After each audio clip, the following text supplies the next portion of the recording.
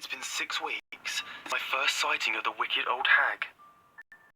I woke up in the middle of the night and went to roll over, but my entire body was paralyzed. I lay there, scared and helpless, contemplating my predicament, when I became aware of a presence in the room with me. A presence that I can only describe as pure evil. I caught sight of a withered old woman at the foot of my bed. Her tall, hunched frame was draped in a long, dirty gown, and wisps of filthy white hair hung from her balding scalp. I channeled all of my energy into a desperate attempt to move, but my efforts were in vain. It felt as though I was being pinned to the bed by an invisible force. I tried to scream out for help, but my words came out as jumbled whimpers. I could feel her claw-like hands on my legs and arms as she crawled her way up my rigid body. A crooked smile revealed rotten teeth, and her bloodshot eyes were callous and calculating as she stared directly at me. Suddenly, I bolted upright in bed. I could move again, and the room around me was empty. It was just a bad dream, I concluded. I took a few minutes to catch my breath and settled back to sleep.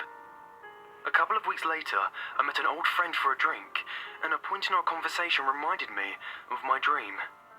I had a scary case of sleep paralysis a couple of weeks ago, I told him. Really? Did you see the old hag? My friend replied. An icy chill ran over my body. I hadn't told anyone about the dream, and there was no way he could have known what I'd seen. How the hell did you know that? I asked with disbelief, my voice quivering. I read about it some time ago, he explained, startled by my reaction. A phenomenon known as old hag syndrome, where sufferers of sleep paralysis are visited by an entity, often in the form of an old hag. You're bullshitting me, I said incredulously.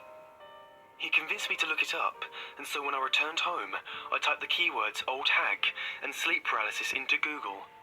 It returned pages full of results, some of which told of ancient folklore spanning different cultures.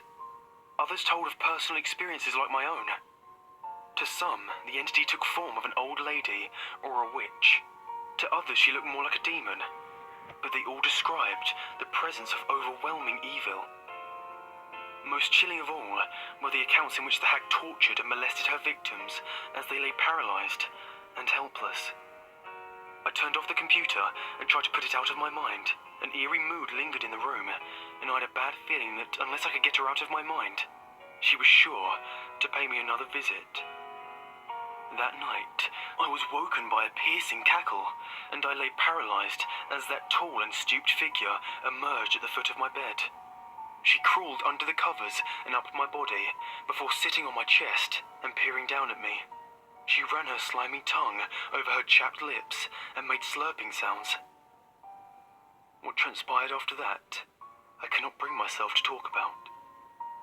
I spent subsequent days browsing for answers, for a way out. I'm neither religious nor superstitious, and I don't believe in anything considered supernatural, but scientific resources offer no rational explanation for what I've been experiencing, just speculation and skepticism. In some cultures, it is believed to be a demonic curse, and the entity is brought to life through the power of suggestion. Most victims recall some kind of trigger that worked its way into their subconscious, such as a painting or a friend sharing their personal experience. I've been telling myself, don't think of the old hag, but as we all know, the harder you try not to think of something, the more that thought persists. The visions grow more vivid and traumatizing the more I think about her. Some nights, she violates me in unspeakable ways, and I wake with bruises, scratches,